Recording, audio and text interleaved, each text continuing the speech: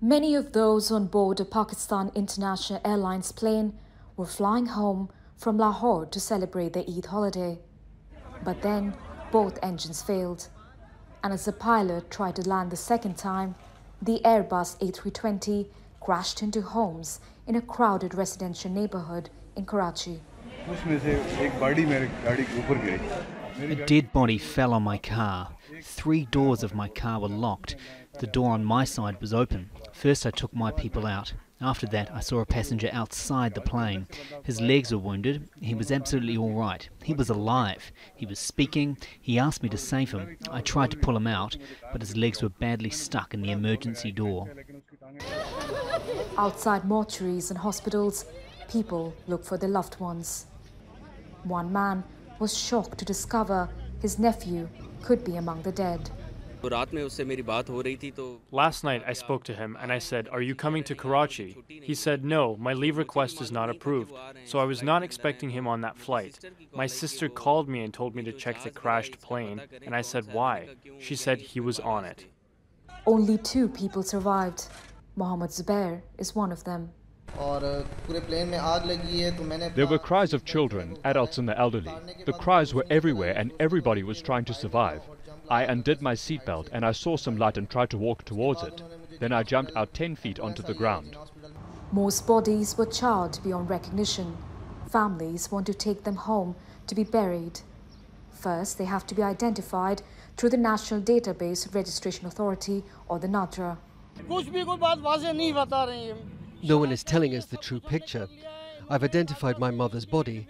They've also verified with NADRA. Now they say a team will come, and according to the government authorities' instructions, then we will start handing over all the bodies. At the crash site, rescue workers and local people are working to clear the rubble. Pakistan International Airlines, or the PIA, says there will be an investigation. There will be a transparent inquiry of the incident, and there will be no role of PIA in it. There will be no role of civil aviation in it. This inquiry will be carried out according to international rules by the Aviation Ministry with the permission of the Prime Minister, the summary of which is under approval. The commercial flight was one of the first to resume this week after planes were grounded by the coronavirus pandemic. And after struggling with weeks of lockdown restrictions, many in Pakistan are now in mourning. Priyanka Gupta, Al Jazeera. Live now to Islamabad and our correspondent Kamal Haider. Kamal, have they recovered the flight recorders yet? We have been told that the flight data recorder was retrieved yesterday from the rubble. The cockpit voice recorder, we are not sure about that because that will also be providing vital clues. However, according to some leading aviation experts, they believe that a series of events may have led to this particular crash, and they're basing it on the evidence that they have been able to see. These are pictures taken by amateur photographers, and they are giving some clues. Now, this is what they are saying. This particular flight, 8303, took off from Lahore. The weather was clear at both ends, arrived in Karachi on time, about 1 hour and 30 minutes flight time. It was coming in on the approach landing, but just before the final moments, the pilot told the control tower, and obviously there is record for this because most of these communications are accessible to international people who are watching this. The pilot saying that he has to turn around and come in for another run. And apparently, they say that in the cockpit, they could hear, during that communication, an alarm or ding-ding sound, they say, and that would possibly indicate that the landing gear was not fully extended. The pilot then had a choice to either crash land or to take back into the skies and come in for a smoother landing. They say that possibly both the engines hit that hard tarmac.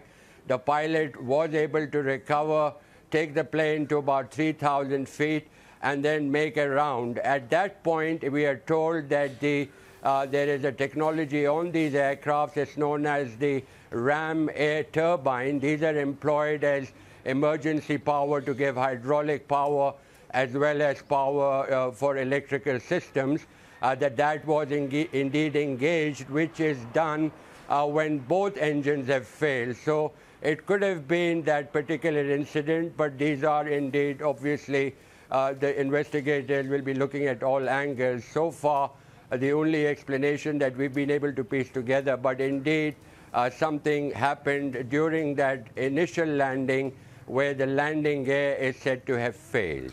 And Peter? As far as the air crash investigators are concerned, Kamal, is it a particularly difficult assignment for them, given that not only are we talking about a downed aeroplane, we're also talking about an aircraft that came down on top of residential properties? Well, that is definitely going to stir a debate here, because let's not forget, Pakistan is a poor country.